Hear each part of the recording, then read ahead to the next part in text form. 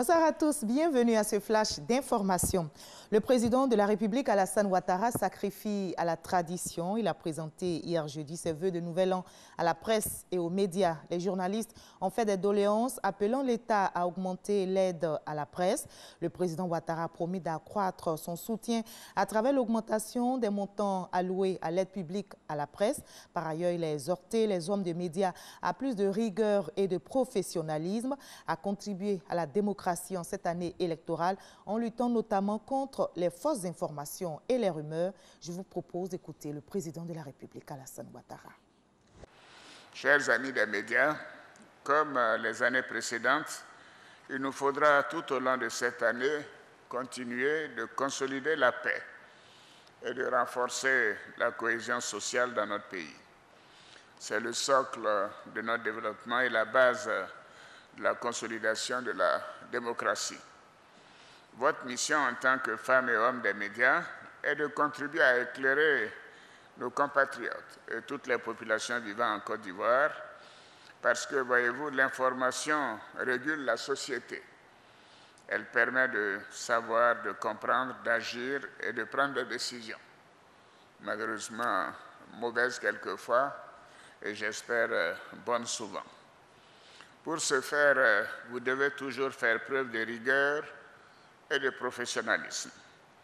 Lutter contre les fake news, les fausses informations et les rumeurs qui sont malheureusement favorisées par les nouveaux modes et circuits de diffusion de l'information. Cette exigence sera encore plus accrue, car l'année 2020, comme vous l'avez signalé vous-même, est une année électorale. Je souhaite que les médias prennent leur part de responsabilité dans la conduite du processus afin de renforcer notre démocratie. Le royaume baoulé de son côté est prêt à accueillir le chef de l'État. C'est la fin des préparatifs de cette visite.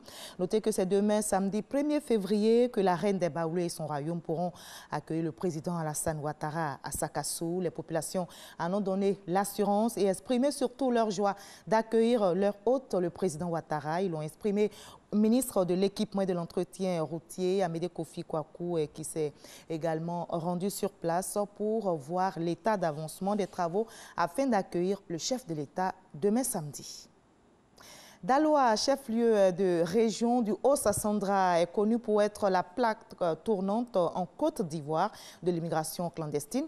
Les jeunes indexés ont compris aujourd'hui l'intérêt de rester chez eux et assurer leur propre réalisation. Le gouvernement leur a trouvé un accompagnement à travers des formations et des projets financés grâce auxquels ils pourront s'auto-employer. Ils s'auto-emploient et assument désormais leur autonomisation. Ils sont nombreux donc à avoir été financés dans le cadre du projet Agir pour les jeunes, et c'est justement le sujet de notre dossier Vie d'ici de ce 20h. On en parlera davantage dans l'édition de ce soir. À l'étranger, la réunion du Haut Comité de l'UA sur la Libye s'est achevée jeudi à Brazzaville. Si Fayez El Faraj, qui dirige le gouvernement d'Union nationale de Tripoli, était bien présent à Brazzaville, son rival, le maréchal Haftar, était représenté par des délégués.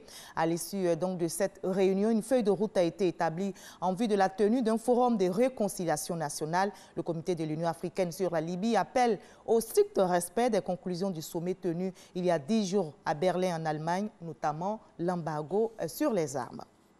Et plus de 3 ans et demi après le référendum, le divorce entre le Royaume-Uni et l'Union européenne devient effectif. Le Brexit aura officiellement lieu aujourd'hui, vendredi 31 janvier. La douloureuse page se tourne ainsi entre soulagement, tristesse et inquiétude de part et d'autre de la Manche. L'Allemagne, elle pointe le Brexit comme une rupture pour l'Europe à quelques heures du départ officiel.